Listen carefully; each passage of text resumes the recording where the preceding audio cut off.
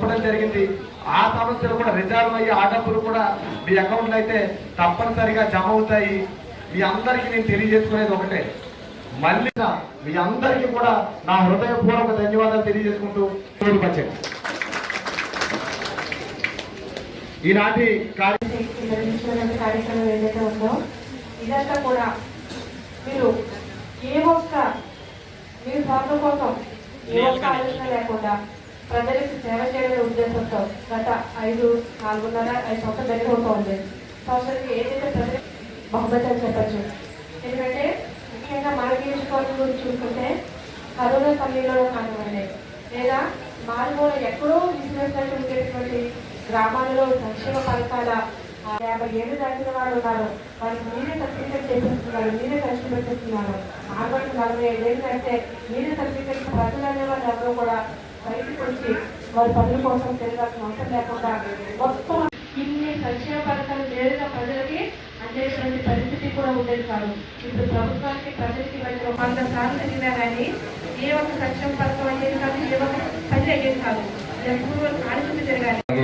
కృష్ణారెడ్డి గారు అలాగే ఇచ్చేసిన మిగతా సర్పంచ్ అందరికీ కూడా, ఎంపీటీసీలకు, అలాగే ముఖ్యంగా దేవపట్నం మండలం వాటర్లకి మీరందరూ ప్రతి ఒక్కరికి కూడా ఇక్కడ ఇచ్చేసిన ప్రతి ఒక్కరికి కూడా పేరు పేరున ఉదయపూర్వకమైన అభినందనలు. వాలంటీర్ వ్యవస్థ అనేది ఏర్పడి సుమారుగా చాలా కాలం అవుతా ఉంది. మన ప్రభుత్వం వచ్చిన తర్వాత ఏర్పాటు చేసిన వ్యవస్థ. ఈ వ్యవస్థ యొక్క ముఖ్య ఉద్దేశం ఆల్రెడీ వాలంటీర్ అందరికీ చెప్పనవసరం లే, ఇప్పటికీ మీ అందరికీ తెలుసు. వ్యవస్థల్ని డైరెక్ట్ గా ఒక పేదవాడి నుంచి డైరెక్ట్ గా ప్రభుత్వానికి వారధులుగా వ్యవహరిస్తున్న వాలంటీర్లందరికీ కూడా పేరు పేరున ఉదయపూర్వకమైన అభినందనలు.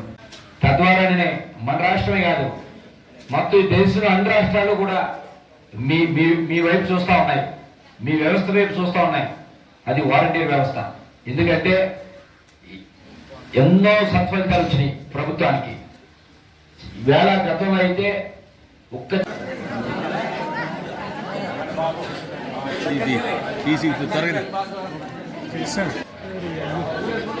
పెద్ద నూతు వాలంటీర్స్ ఎంతమంది ఉంటే అంతమంది వచ్చేయండి. పెద్ద నూతులా